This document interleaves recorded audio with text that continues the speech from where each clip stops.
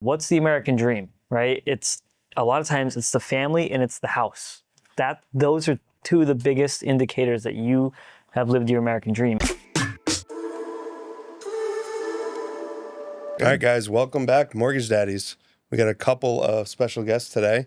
Father-son duo taking over the South Coast. Father-son duo. I like that. You like that, right? That. I think that's awesome. Me and my dad have always had a great relationship. He's always been one of my best friends. So, I love seeing, father and son that work well together and are kind of, even since I've known you, Dave, you've kind of evolved your company drastically and you guys are really expanding. And, if you kind of just tell us a little bit about that and kind of where you've gone with your company and what the goal is. Yeah, dynamic duo, right? Dynamic duo. That definitely feels great. I like to say it was unsolicited. So when Christian started to get involved with the business, and his brother as well too, it's been just like organic. They want to, be part of it, which is great. You always hear those stories of like the father forcing the kid to work with them and all that. Yeah. It's like twisting their arm, but that's definitely not. And they're miserable and they try to like hold the thumb over them the whole time. It's so great to see him passionate about this, like I am. Like I don't even have to like. You see it, like he goes after stuff with the initiative. So I could talk a whole podcast just on Christian and his initiative and his drive for the business. It's great. So yeah, we I don't know, I kind of veered off here, but you just talk about where we're at now, you're saying? Yeah, so you started originally more in the design aspect of things? Yep, so originally the business started as a design. I would offer design services to builders in the area. It was like a moonlight gig. I worked at lumber yards and I worked for 2 architects. So I offered design services for, builders on the side. It was a moonlight gig. So eventually that evolved into a full-time business where I hired a full-time employee designing. We started part-time, then full-time. And then over the years from back then, over the last, I would say about 16 years, it's evolved from design to design build. So over the last decade, really, we really ramped up the construction side of things, which is pretty much our primary revenue source, but we're still very passionate about design still today. And that first employee is still with us. He's been with us for 15 years now. So that first designer, yeah. It's great. I've been so proud to talk about that lately. Like he's making 15 years in January, and it's like I have some friends that own businesses with some like 30-year employees, but like for a small business, I just don't. I don't hear that for any business really anymore. That's especially tough in the construction industry too. It's very tough because everyone just kind of thinks, well, I'm just going to go do this on my own instead. And, why work for somebody? Or they, butt heads and they move to another company or somebody offers them a little more money to have the same guy for 15 years and now having your kids want to come in. I think that really, speaks volume to kind of how you run things and obviously your personality, because not every construction company is like that. Yeah, and that's been one of our biggest struggles with hiring people is because we found in our profession, like a lot of times when someone becomes so good at something, they just want to venture off, whether it's a project manager or a carpenter. Once a carpenter becomes good enough, he doesn't want to work for someone anymore. He just wants to open up his own little finished carpentry company or even a designer. So employee retention's so difficult in our field and employee loyalty. And you're right, if someone swoops in, offers them the same type of job for a little bit more money, that person's gone. You could have spent 5 years training them, getting used to your system. It's That's tough. something about your culture and like what you guys stand for and your name for somebody to stay around basically for the last 15 years since you guys been opened really, really says something about, the founder, Dave, and it being a family type run business. That's kudos to you guys because you don't see a lot of that stuff out there in that market. And really, and I'll say his name, George, he actually helped me evolve the business indirectly because, he was in his 20s when he started working for me and, he was single. And as, time went on, he met his wife, got married and he wanted to buy their first home. So I'm like, I really wasn't, providing the type of salary that could support that to help him support his family. Yeah. Mm-hmm. I was supporting my family, my young sons, but, I was getting to this point in time where my employees were getting older. And I'm like, with that age comes, experience and there's a value to that. So I had to start venturing out into construction to bring more revenue to the business. So once those guys took the reins of the business, I could step away and I could venture out and I started running framing jobs, framing houses, evolving the construction side, which brought more revenue, which has helped me build the business and get it to where it is today, where, we have 10 employees. We're up to about 15 last year. We dial back. We're kind of restructuring how the business works, but for a good reason. So Yeah. yeah. I mean, I think that the design aspect on the construction side is important because not a lot of companies offer that. You know, you get a sales guy that comes out. You know, I went through this when I was looking at remodeling my house, and it was tough. Like anybody that you knew that, you know, really did a good job or had a really good reputation was a small crew of a couple of guys. Maybe they had a helper and they're 2.5, 3 years out. And you're like, you know, how long do I want to wait to try to renovate my house or, you know, do whatever to my house? So you end up having to go through a bigger company. You don't get that kind of, it's not necessarily like the greatest work, but you don't get that design. Like I'm, as a homeowner, I'm looking for that help and that design. Like, hey, what do you think makes the most sense? Like it's not every person that you talk to, it's what's the cheapest. You deal with a ton of those people, don't get me wrong, but that's not everybody out there. And to have a company where you can kind of go there and you can get that, hey, I'm not going to say budget's not an issue, but at the same time, like I want a builder or any contractor to kind of bring me those cool ideas to say, hey, listen, this is something we could do. Not just like, all right, yep, you know, the basics, let's wrap it up and go on to the next job. That's something that you guys obviously have kind of found your niche like in, residential right? construction is kind of the Wild West, we call it. So like when someone wants to remodel their bathroom, they'll just, I'm going to call a bathroom remodeling contractor. But the you know, larger scale construction follows a more traditional path, which is design, bid, permit, build. So that step seems to get skipped in residential construction. So a lot gets put in the builder to design it, advocate for you, help you with selections. There's a lot put on them besides building. So what we do is we bring that like larger scale format to some of the smaller jobs. And we say, hey, listen, you really need to start with a design. Sit with the kitchen designer, get plans drawn up. Then we can start to back into budgets and to make sure this is successful for you, and then go into permitting and then build. So that confusion you're talking about happens a lot because that's how most residential construction projects are. I So mean, I've went through them and it's like, Yeah. yeah, right. We start, you get a kind of a quote, and then all of a sudden you're like, oh, we need this by tomorrow. You're like, nothing is defined. What? I need to Yeah. go pick like fixtures. I need to go pick this by tomorrow. And you're like, well, you know, where was the planning here? And now you're like, now you don't have time to kind of make those decisions or to have somebody that talks to you about, hey, you know what? Maybe we should redesign this to move this over here. Because if you're a typical, unless you have construction background, you're not looking, I would say, 2 steps ahead, right? You're just kind of figuring out what needs to happen. And then as it's happening, you're like, oh, wow, I should have done this. I should have done that. And well, it's like in your industry, right? The people come in, they're scattered, they're all over the place, right? So it's like they don't know where to start. So we like to keep it simple: design it, then bid it, put the budgets together, then permit it, and then build it, right? Like people we successful business owners, restaurant owners, we see them, messing around with the order of that, and they get themselves in a lot of trouble. And we just try to reel them back in, like, listen, like let's get this planned out, invest some money in plans. You fail to plan, you plan to fail. That whole statement is true.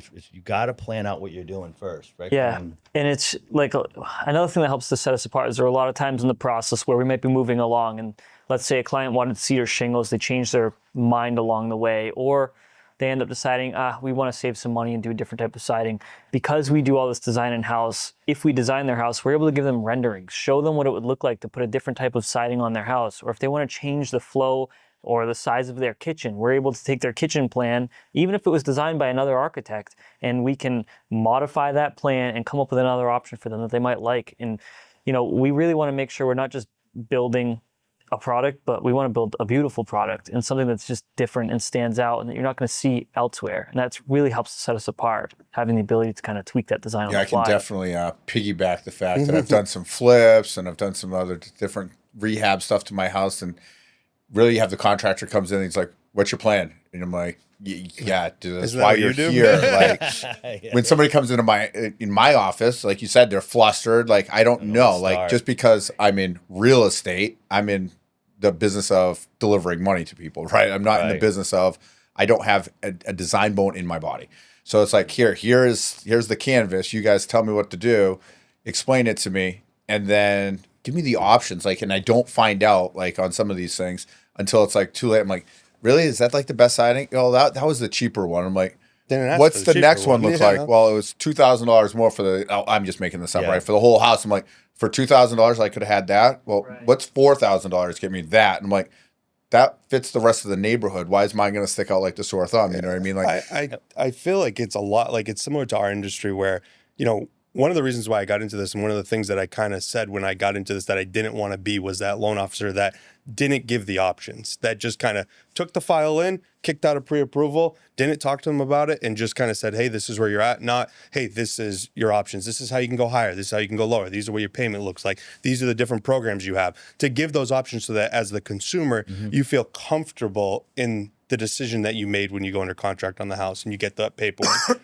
Yep. You guys, I feel like I have struggled to find contractors that do the same kind of thing, because a lot of them are still the people that are doing the work themselves. Yeah, and that's the mechanics behind it, right? We like to say we're the quarterbacks of the situation. We like to say, okay, well, people call us, say we want to build a house, and I say, well, do you have land? And they're like, well, yes. Okay, well, is it, approved buildable? And then we'll say, okay, well, they'll decide, no, it's not. Or, all right, you need to work with the survey. We'll give them surveyors they go work with, and then they'll connect with them. We'll stay in touch with them through the process. And we say, call us if you have questions. We'll point you in the right direction. We're not even working for these people. Yeah. We're just offering them insight that hopefully when they get closer, we can help them. Now we can start budgeting. What's the cost per square foot? What's your budget? What we divide that back into what house square footage can we build for you?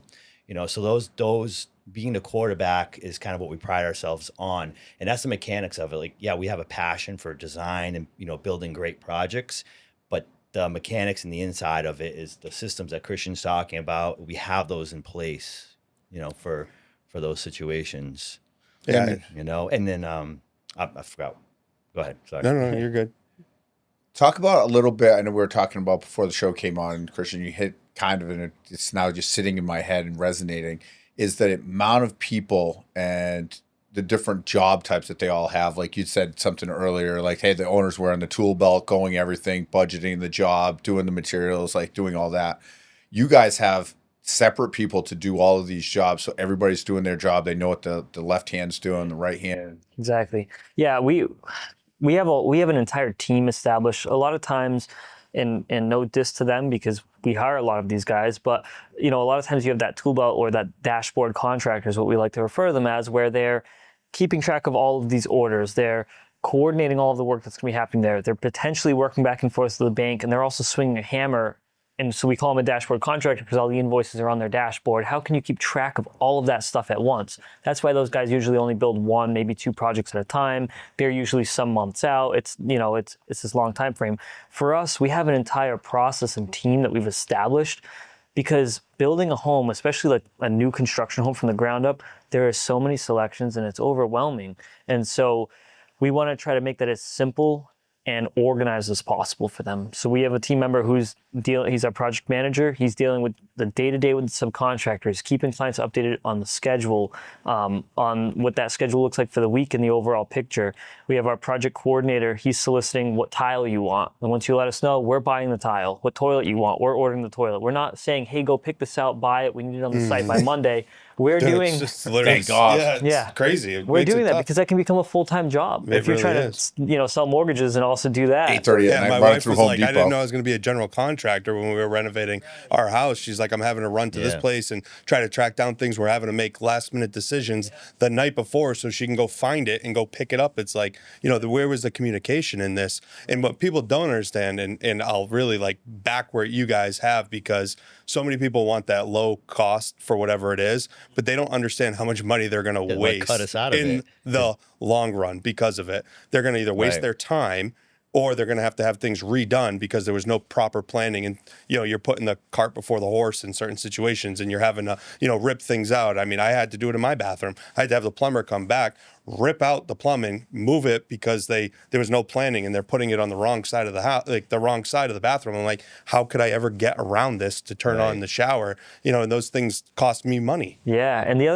other key person in our overall team for each individual project is our office controller or our office manager. She's dealing with all the projections because these jobs move fast. And when you start talking change orders or cost increases or cost savings in some areas, that's a lot to track. And so people want to be able to make educated decisions when they might want to upgrade the siding or change the roof from metal to asphalt. There's a lot to keep track of. So her doing financial projections for, hey, this is where we're at, this is what we're anticipating, that's really helpful, because some of the biggest stressors in these projects are the financials and the choices.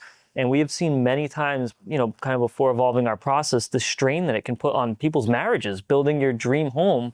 And it's like the amount of people I talk to that they're like, yeah, I wanted to kill my spouse. Like, I didn't think we were going to get through it. Yeah. And we never want that to be someone's And that's not experience. even them running their job. We have I've seen over the past 15 years, this like uptick of people that want to be their own builder, a general contractor for their own like custom home that's never been built before. They've never built a home before. They've never done a major renovation project. And they were like, well, if we don't hire you and we run it ourselves, we can, my Uncle Tony does electrical. It's and always I an know, uncle. I love it when it says an uncle or this nephew. This guy I'm like, owes me a favor. And it's like, I'm like, but listen, like you've never done this before. And you're going to take one of the most, probably the biggest investment of your whole life, and you're going to manage it. Like just our clients alone that we're sending them emails, hey, we need you to make a decision on this tile. And we send them resources and links and addresses to showrooms. Most of them can't even keep up with that. I don't know how these people can keep up with soliciting bids, making sure people have insurance. It's just, it's like, it's a lot. I say this to every lot. single client that walks into my office. They're married, they come in, and they're like, we want to build a house. I said, congratulations. What you should do is each of you guys should go talk to a divorce attorney, figure it out, because 50% of the time, it ends up down that road because the job runs out of money. They have to come back to me, and I'm like, we can't give you more money for. They always leave out landscaping, decks, all of the finished work. They're out of money. The bank's like, we're not giving you any more money. You guys should, because the wife goes off, or the husband, it doesn't matter. Right. Spends too much money on upgrades in the kitchen at the middle of the project. They get to the end of the project, there's literally no money for decks. Everybody's a lot nervous. of people will ask them when they either don't decide to go with us, and they're moving forward their project. I've done this. I've kind of inquired later, like, hey, where you at? Like, are you on budget? Like, did you get pricing for everything? And most of the time, people move forward with a construction project without even getting all their pricing in for the landscaping, for the whatever. They don't think of it. The finishes in the house. They don't even know. So they're Just how much money and how much fixtures. they're really going to end up spending, And a lot of times we come in higher because we have everything. Christian does our estimating. We've got towel bars, mirrors, shower doors, So all these little things. appliances. Most of the builders aren't including in that, but that you need to know that because Yeah. you can want to always walk drive in your by house like done. I think there's like You don't not want a enough dusty front yard education for on 2 it. years. for Driving people. through like a new construction, you don't see the exterior lights on the house. I'm like, ran out of money on that Ran out of project. money. It's been like 9 months. Yeah, and that's definitely one of the biggest things that sets us apart too, is we do our estimating in-house. So a lot of times one of the biggest struggles we find with clients is other contractors take forever to give them a price. They're like, yeah, we sent it out like 6 weeks ago. We haven't gotten a price back because all these other guys are calling around to their subs. They're trying to get pricing. The price is set of plans. They're not complete prices. We do all of our estimating in-house. So if someone gave me a set of plans, we could technically have them an estimate probably the next day if we really wanted to. But usually we have them in within about a week of them sending us a set of plans, and we run through everything, our construction process, the budget for their home, where they can cut back, where they can add if they wanted to add. We're estimating the landscaping, all the finished site work, we're estimating, and then everything, like you said, all the way down to the bathroom mirrors, because it's the little things that add up that contractors don't add, and then you're like, shit, I have no fixtures in my Oh bathroom. yeah, I just not a perfect bought a new process. house, and I wanted to build a house. Well, we kind of wanted Everyone to build a wants house. to build their Yeah, own you house. want to kind of build a house. I didn't want to build it Not me. myself. Trust me. I want to build my own I house. see too many people I'm a walking in, builder, I'm I like, haven't built my own house. I didn't yet. want to build it myself, built but like tons of for what we were houses. looking for, it was like for what Don't was want out the there. stress. There wasn't anything. And after going through renovations, I'm like, to my wife, I'm like, I won't make it. Like I physically will not make it through it, just having to make all the decisions because we went through such bad experiences. So I bought, a pre-built house that was done. But even just the little things you're talking about, like the fixtures and all these things, I'm like, even buying it brand new, it's like all this stuff we're spending thousands and thousands and thousands of dollars, just the bare minimum things that you don't even think about, Toilet You're paper gonna holders. bust out your Ryobi drill and start installing Yeah. paper towel holders, and I did put a few. I still got a couple of skills, but I don't want to. Yeah. You shouldn't need to, right? Like if Yeah, you're building you a house, I always try to tell my clients, I'm like, make sure you have a good general contractor that's going to run the show. Because if you try to do this with running your own business or going to work 9 to 5, I do not want to bust out the Ryobi or the DeWalt and do anything at the end of the day. Like, don't call me and tell me, we hit ledge over here. I don't really care. I hope that was in your budget, like for the foundation or whatever it is, right? Like, maybe you add 5,000, but just don't call me. Like, make it go away. Most projects aren't, even if you invest in drawings, not everything's predetermined, right? Yeah. And those drawings, those towel bars, those mirrors, what granite are you going to go with, or what, stone? None of that's picked out.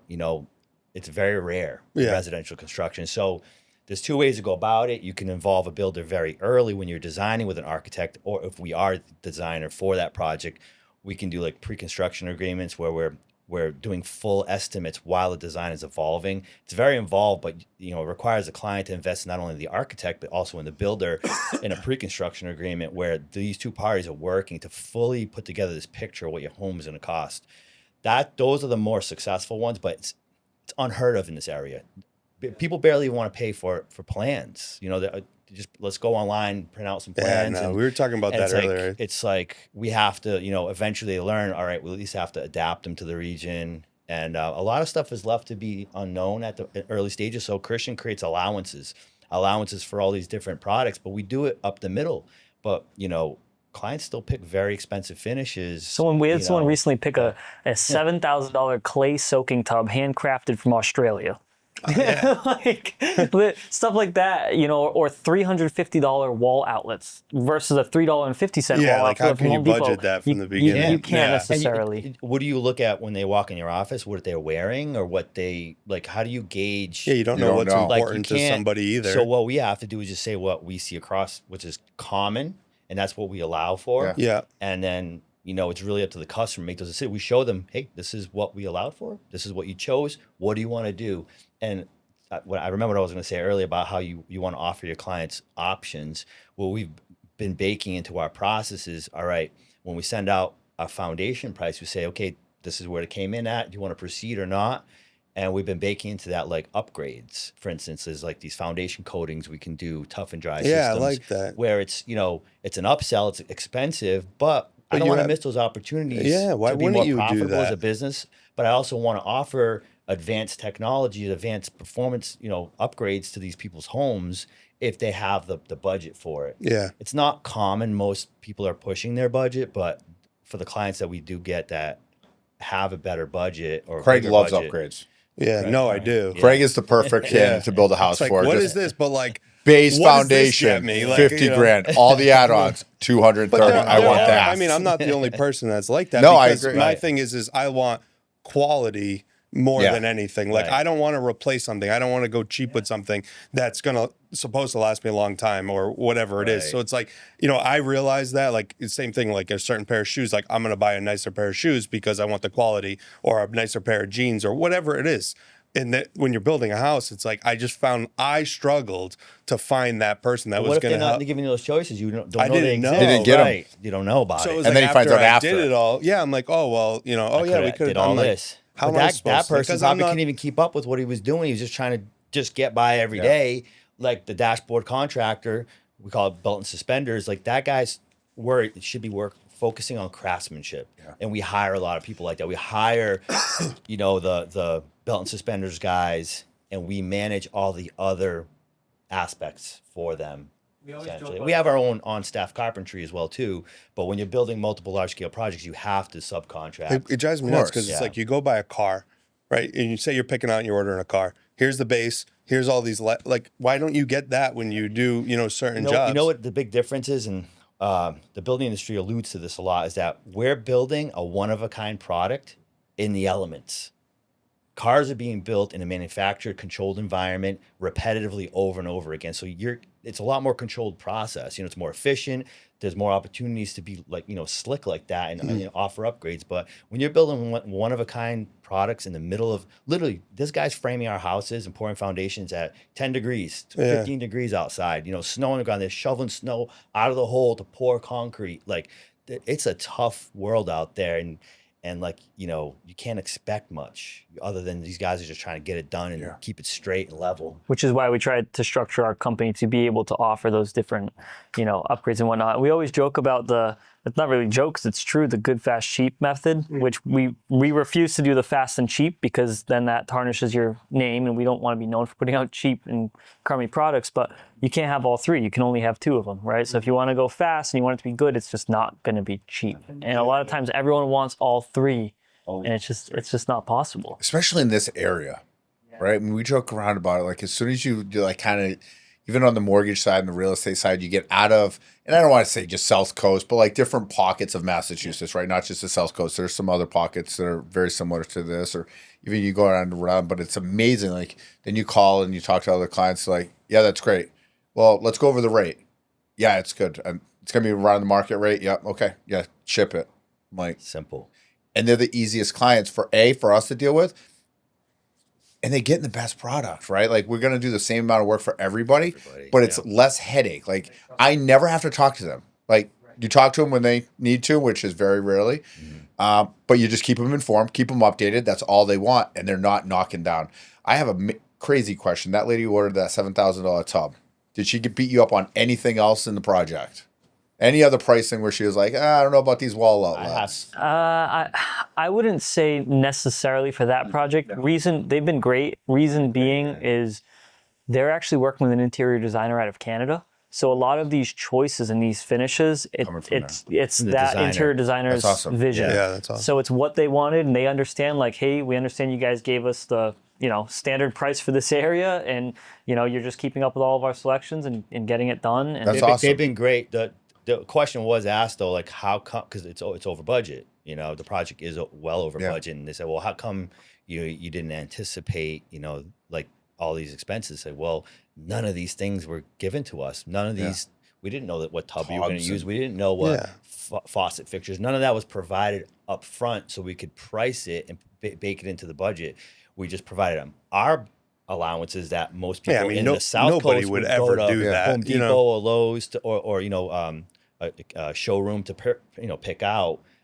A tub. We've never utilized a tub from Australia. That's wild. That's awesome though. And it's great, and we want to provide that, but you're never going to get that if you don't involve a builder very early in the design phase. And we were brought in after the fact, actually with a second builder, because I had a builder start the project. So we were brought in way after the fact. Yeah. But I think one of the things that makes like our day-to-days go so like I would say smoothly and well is the reason behind what we do, right? The reason behind what we do, it's not money driven. Sure, there's great money in construction, but there's also plenty of opportunity to lose a lot of money. Oh yeah. Plenty. Oh yeah. We learned some lessons quick. He's opening up scars right now. He's about to open up some gashes. But it's the drive behind wanting to give people what their forever dream has always been. What's the American dream, right? It's a lot of times it's the family and it's the house. Those are two of the biggest indicators that you have lived your American dream. And so to be able to provide one of the biggest reasons that people come here in the first place, it's really special. And like, especially for me, I take care of all of our measuring. So for all of the existing homes that we do plans for, I measure all of them. And then I do all of our construction estimating. So I'm one of the first points of contact, and I'm one of the first employees in the business who works with them. So I really think that people feel a lot of confidence in a company when they see a familiar face throughout the entire process. Although I'm not their project manager, I'm not their project coordinator, they're seeing my face throughout the entire thing, from the first meeting to go over their project all the way till the end when we do a final walkthrough and we thank them for the project. And that's kind of a part of the evolution too, because we would design only, and then we'd either refer builders or the clients would have builders. And I remember like years ago seeing like when we weren't building, it was just designing, and I would see like these builders fumble and like things go all kinds of sorts of crazy. And I'm like, and I would just think, I'm leaving money on the table by not being like, hey, if you don't have a builder, can I price this project for you? I'm a licensed builder.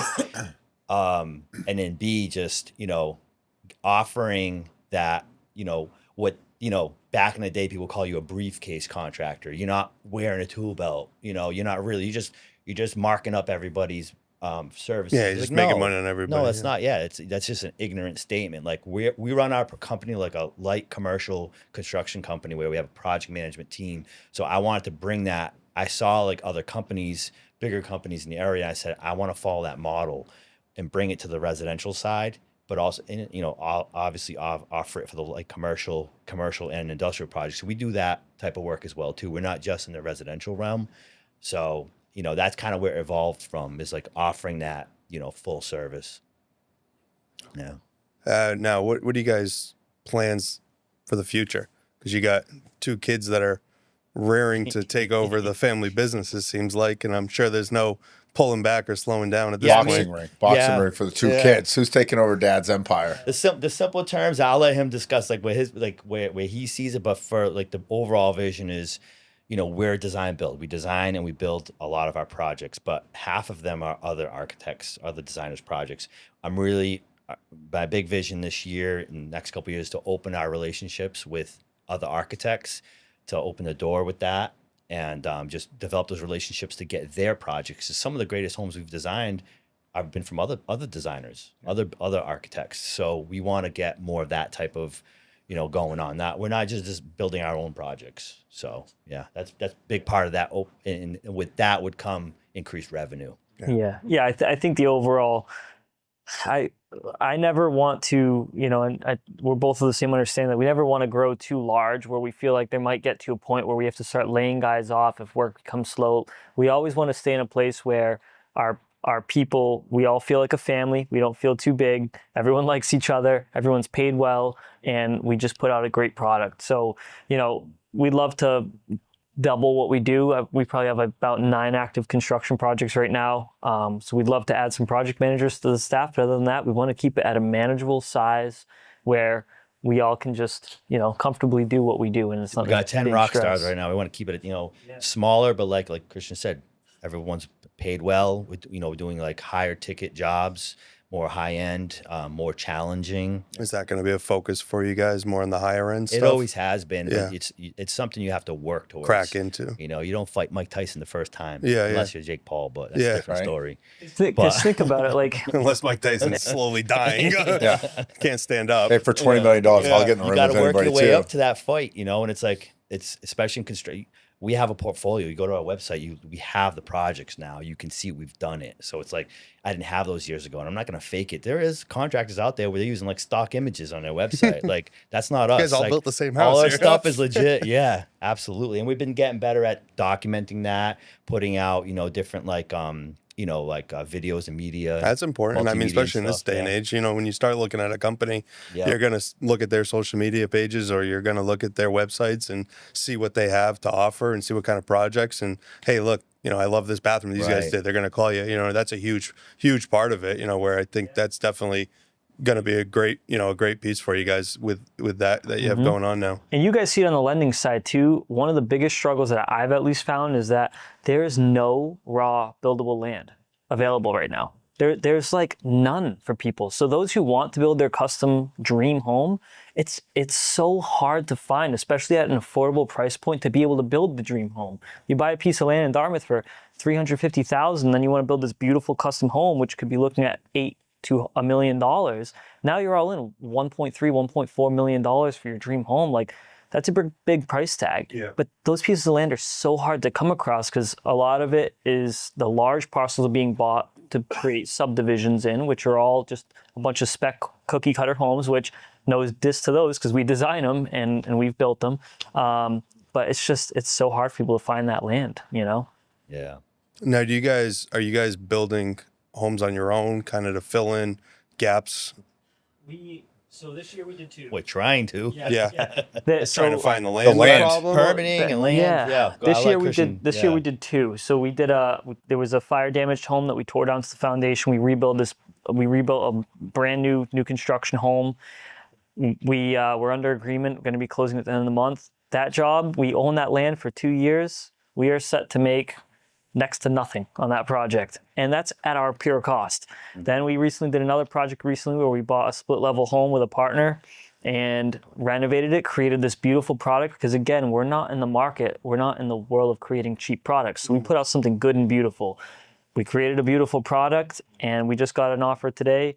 And once we balanced all the expenses from the construction project, the holding costs, the commissions, nothing. I feel like that's, you guys are learning the lesson of why a lot of builders either renovate for people who want to spend the money to have that nice product or build the house for them. They don't care about the budget. Yeah. Or they get the spec builders that build houses for a third of what you guys probably I'll spend. always do it, but I think the big thing, I've built homes before and to sell, and I've made minimal profits, and we've been more successful building for clients, for custom homes for clients. But this time around with these more recent projects Christian is discussing, the interest rates definitely took a big bite out of that profit. Yeah. Yeah, if You're you started holding, that you're 2.5 building for years 6 ago. months, 8 months, and you're paying, 10% on that money. Yeah. At the end of the day, the bank's getting $60,000 for just letting you borrow money. It's like that's For 2 years. If that was my cash, right, Yeah, now our you're cash, profitable. right? They're taking the profit. So it's like we're doing all the risk, all the work, and the bank's making the most money in this whole deal. There's something wrong with the industry right now, Along and with it's showing. It's showing right now The because permitting in the towns, like how you just hear the war stories. That's why I'm like, I Yeah, would I'm never sure it build a didn't take house. you guys 2 years to build it. Yeah, it was permitting and probably everything that else. was 2 another years from part. going That was through all another the part of it shit. too. Yeah, because that one of the particular projects we had such a struggle with the building department that we had to file complaints up in Boston. We got awarded judgments on them, and There's no eventually compensation for that, though. there's no compensation, Which for is it. crazy in my No. opinion. This is the thing that's so crappy about it when it comes to building departments is the way Mass General Law is written. It states that even if a building commissioner is wrongfully delaying a project against Mass law and the building code and whatever it may be, that they cannot be held civilly liable. So how do you hold someone accountable for doing something wrong? They know they're doing something wrong, and there's no accountability to it. Those are the jobs I want when I retire. Yeah, right. Yeah, that's I don't have to crazy. show up. I don't have no rhyme or reason. Right. You just, not today. Yeah. So we had a project where we're now underway for it, but we had a project where it was this family. They were going to be tearing down their mother-in-law's home. They're going to be rebuilding a new house on the property with an ADU, an accessory dwelling unit attached to it, and creating this generational piece of property that now they're all going to live in together to help with the mother aging in place, help with the baby that they wanted to have come on the way. The building department, instead of taking 30 days to issue the permit, took 120 days. They took 4 times the legal limit. So Let's not put the building department totally in. There was one person that was in charge of the building department. So there's a lot of great people in a lot of these departments, but it was one particular person that really held it up. But then even like town administrators or those who are in charge of those, they don't do anything about it. So that client lost their financing in that time frame because it took so long, and then interest rates spiked in that time frame. They lost it. So it delayed their project over a year. So now here we are. We finally broke ground on their project, but it delayed their wedding dreams. It delayed their life dreams. Their cost has gone way up, too, Their cost at went this way point. up. Yep. Yeah. So And- it's real world. Yeah. Yeah, and then like civil wise, money, the only way that they could see their money back would be if they hired an attorney for $50,000, which who casually has that laying around to hire an attorney To fight somebody you might fight not that, win. which you might not even win, or you might get a settlement of $5 and hey, sorry this happened. So it's tough. So we go to bat, for our customers. Like we actually were on the radio. We pushed back with the building department, and we got movement, but it's like it was too little, too late.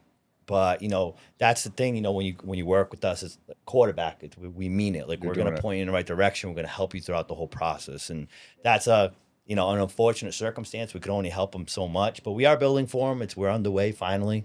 So Hopefully it's the a interest beautiful rates home. work out for them. Well, they locked For all in of still us. kind of high, but low enough for them to Yeah. move it Sure. forward. Yeah. So Yeah. And once it's done, they'll do their refi and they'll be fine, I'm sure. Now, is there anything being done, or are you guys looking into doing anything to help make that process easier in the future, or any type of, actual hurt that can be caused to the other side if that happens? So we've tried.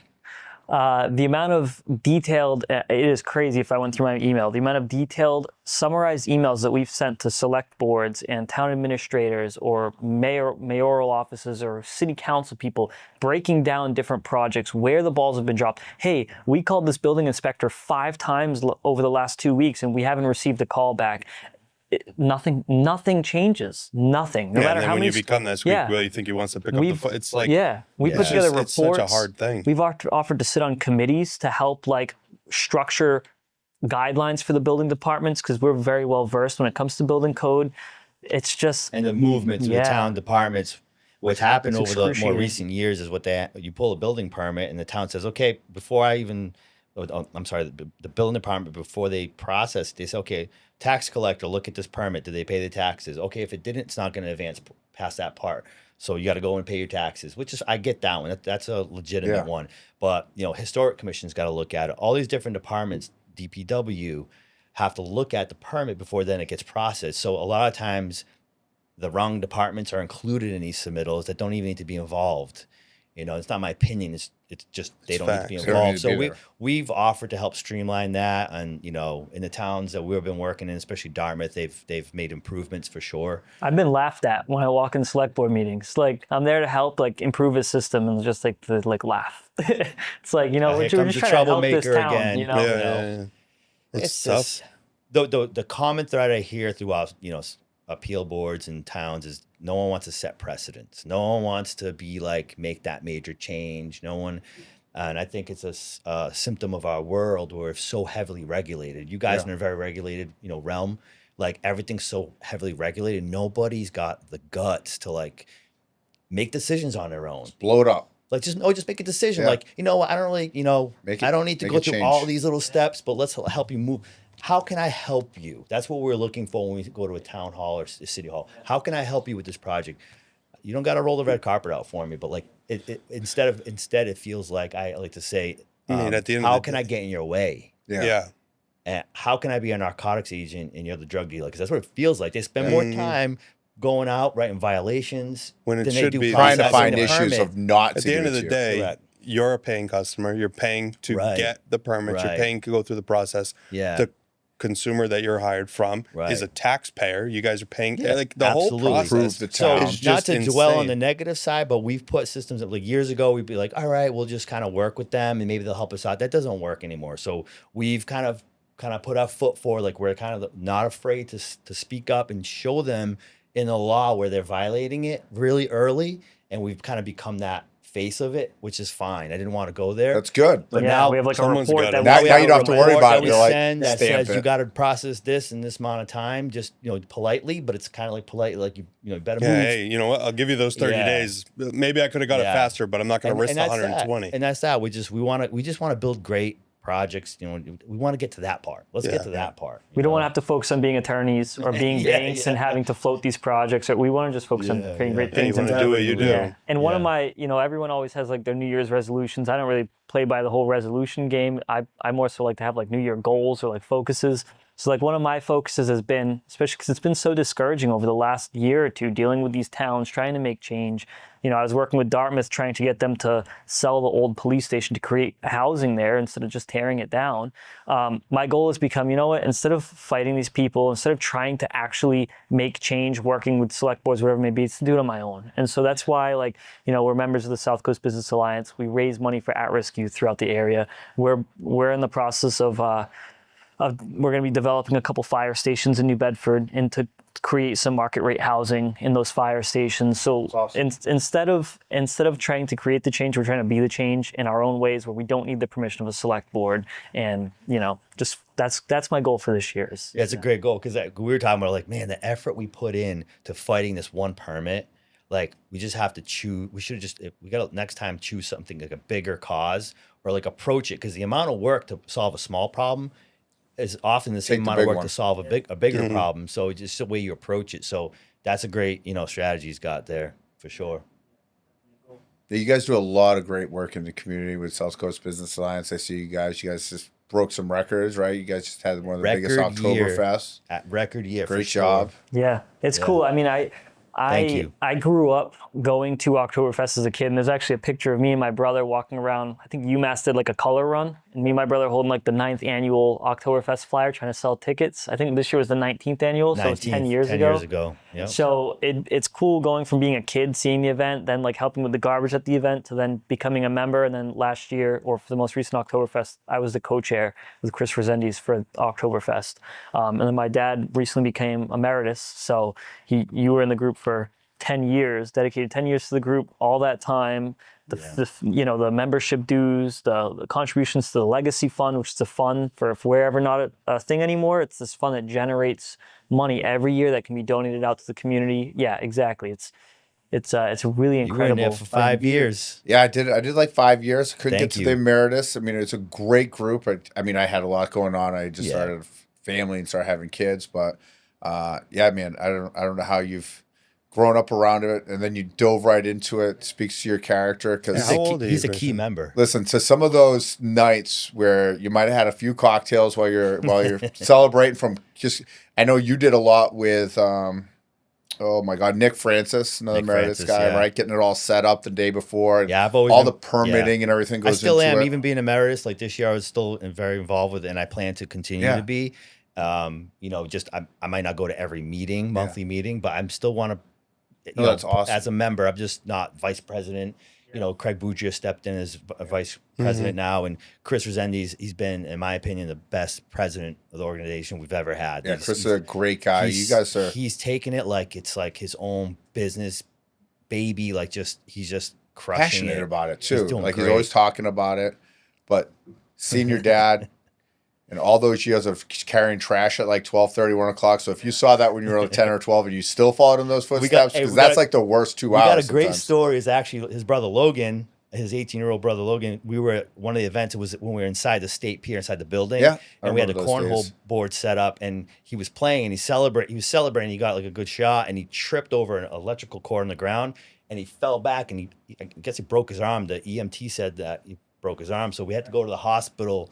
Yeah, and we went to the hospital. I have a picture of him, the two of them in the bed, and he's got the cast on with the Oktoberfest shirts, and we actually went back, and he worked the event with the broken arm, and That's wild. like That's awesome. they've been down since day one. Like, yeah, That's a for great sure. group. Yeah, guys- you know, and I really feel like in order to love what you do in life, you have to do something that's in line with your passions, but you also have to have like a reason. Everyone has a why. I'm sure you have a why for why you guys are in the lending, you know, environment. One of my biggest whys, aside from creating people's dreams homes, is helping those who have had it worse than me. Right? That's always been the thing that's gotten me through different things growing up. My parents weren't together. Yes, I work with my dad now. We have a great business together, but it wasn't easy growing up in a split household for many different reasons. And what got me through it was knowing that someone had it worse than me. So my goal was always to help those who had it worse than me once I was able to. And so I feel like I have to pay it back some way. You know, that we're blessed for our business and for plenty of other things in our life. And so the SCBA, giving back to those kids who come from horrible circumstances or going through terrible things, like that helps me fulfill my why, and that helps me just go on with my day to day. At-risk That's youth, awesome. and that's, as you know, that's what we donate to. At-risk youth. It's not, you know, it's really, if you want us to help out, it has to be with that, you know. And it's a very powerful group because the amount of effort we put in.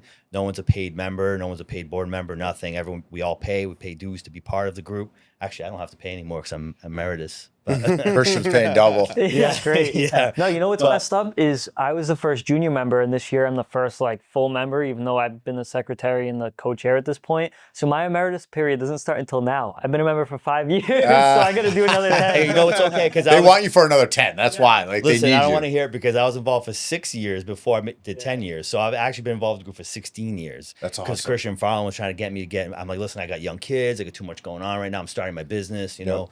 So, but eventually, you know, I made membership, and it's been great. And it's a great organization. It's like I said, the amount of effort this year, they broke records. Christian's now the chair of Oktoberfest. This year, he was co-chair with Chris Resendiz, but they broke records with everyone. Chris pushing everyone to get sponsorships. Yep. It's a huge event. I mean, it's massive. Huge. Great music. I'm actually curious because I just said that I have my why, and I asked you guys. I said that you guys have yours. What are your whys? Why do you enjoy the field that you're in? You're not used to being asked the question on your own podcast. Yeah, Mortgage Daddies to the rescue here. We got Contract Daddies. I'll go. I'll go. It's fine. So, you know, what I did before I started lending was I was a firefighter paramedic, so I was always helping people. And when I started doing this, I felt like, you know, I'm helping people in a different way. Yeah. There wasn't a lot of education from what I could see from other guys at my fire department, other people who were buying houses when they were getting into a house or knowing what was going on. So when I took this on and I started to do this, I really kind of wanted to be somebody that did this a little bit different than everybody else. I wanted to spend that little extra time with somebody, make them feel comfortable. Like I was talking to you guys about how I feel when I deal with certain people in construction or whatever. Like I as a consumer want to feel comfortable with the choices that I'm making, and I want to understand the process. Yeah. I wanted to make sure that I could give that back to the consumers that I'm working with and really help them. And there's nothing that makes me happier when you get those calls or texts from these people that have been trying to buy a house for so long, and they are like crying and telling you how happy they are, that the dreams that they've had. And it's like, I almost feel like I get that more now than when I was rushing into a burning building or pulling somebody out or doing CPR, because you're in and out. You don't have those longer term relationships. Like I have relationships now with these people for years and years and years after. So it's a different way of helping people. But at the end of the day, I'm still helping people. Providing a service, an important You know, service. there's really not a big difference besides just how I'm doing it. And we say how we're involved in making the biggest and helping people with the biggest investment they're ever going to make in their life for the most part. And you're in that same boat as us, you know, just in a There's different a lot role. more stress, like, you know, and I don't like the way that some people in this business look at it. Like they don't care. I care probably more than most people doing it themselves even care about it, because I want this to go through for them. I want it to be as painless as possible. Sometimes there's things out of everybody's control, but it's how you handle those situations, and it's how you kind of can, you know, relay that news or that disappointment, or, you know, can kind of handle the situation where you become more of a counselor at times, where, you know, I think some of the things I did in the past helped me with that piece of it.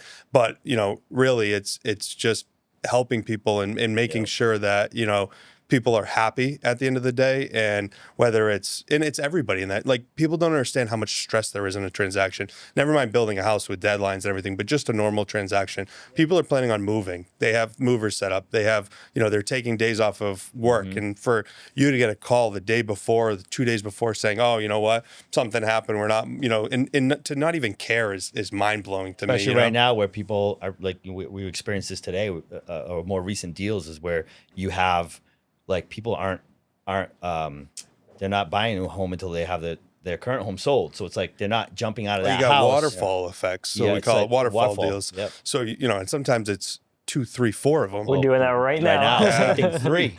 It's like I've there's had a lot deals of where I have potential 2 or for 3 something. legs in that, you know, because of luckily with, you know, the business that we've been able to build and the trust with this area, we have a lot of the transactions in this area. So we're a lot of those legs, and it's like, it just is terrible when there's that one leg that's holding up the whole thing. And it's, you know, it's typically poor communication. It was either a bad pre-approval to start, but poor communication throughout the process, where something could have been fixed that is causing a huge delay because somebody's afraid to pick up the phone, or afraid to tell them what's really going on, or they don't know what they're like. You shouldn't even have put them in that position to begin with. You know, you want to be that yes man, is what I always think. Like, I get these realtors all the time that talk to me and they want a pre-approval yesterday. That doesn't necessarily happen every time. And that's not necessarily the best thing for your client, because when this happens, who are you mad at? You're mad at everybody, and you all look stupid about the situation, when if you would have took a little bit more time and done the homework and made sure that was actually going to work, you're never going to put your client in that situation. And that's what I want to do and what we try to do at Milestone, versus what a lot of other people kind of in this business just want you as a realtor to love me. So I'm going to say yes and give you a pre-approval in 2 seconds and give you whatever you want. Christian, that's not always the case. I can't always do that. And I have to be there to be that person to draw the line in the sand. Otherwise, that's exactly what's going to happen. Be a problem later. It's going to rear its ugly head later. It might not bite you every time, but it'll bite you. Communication and setting expectations. I read this book called Managing the Emotional Homeowner. And actually, we ended up going to a seminar. I didn't realize the presenter was the same gentleman that wrote that book. But one of the takeaways from that is just setting expectations very early with the client, whatever industry you're in, you know, and always communicating. It's huge, because clients really, you know, maybe it's HGTV or maybe it's what they see on Pinterest. They have these expectations of the process. You know, I'm sort of the same as in your industry. You really have to set it early. We have a client expectations agreement that besides our contract, we have them sign a expectation agreement where we outline a lot of the things that Christian mentioned about good, fast, cheap. Can't have all 3. You know, if you know, as far as, like, you know, different expectations with communicating with us, not communicating directly to our subcontractors on the job site, because you might think you told the drywall guy you want this, but then he doesn't do it, and then we didn't make sure it got done. So we have all these things have to be put in place. And communication is crucial. It's one of the biggest rules in our company among all of our employees is that you have to get back to someone within 24 hours. If someone calls you and leaves you a voicemail or an email, you must get back to them within 24 hours. Even an acknowledgement. If it's a detailed email, at least hey, we're reviewing this, we're going to get back to you, you know? Yeah, I think, you know, my why has evolved. And it feels like it evolves like every 2 or 3 years at this point. Yeah. But I think right now, like, that why that gets me up and gets me going every single day is, you guys have mentioned, I believe it's George, who's been with you for 15 years. Yeah. That actually triggered, right, when you said that, is, you know, trying to build a culture for the company is very important to me, and that's really the why. And also to make sure that they can support their families, they're living a good life, they're maximizing their potential, right? Like you saw something in George that you said, if I can't afford to lose this guy because he's going to keep getting better, he's going to keep learning. Those are the type of things right now, like that's the why. It's the coaching, it's the building of the culture, it's kind of growing the company that way, to sustain it, right? Well past your retirement, and you pass it on to the next generation, and the succession plan that we look forward to throughout our businesses is really kind of where the why is falling these days. Well, guys, it was an absolute pleasure. I look forward to having you guys on again because I feel like we could go on for another couple hours, but we might run out of tape here. So it's all good. I really appreciate you guys coming on, supporting the podcast. You guys. This is awesome. I look forward to watching you guys grow your business and having a lot of years of success. And it's really inspirational to see someone 21 years old already jumping into all the nonprofit and stuff. I mean, crazy. That's awesome, man. Congratulations. Proud of you guys too. Take a vacation, will you? You guys soon. One day. Thanks, guys. Thanks, guys.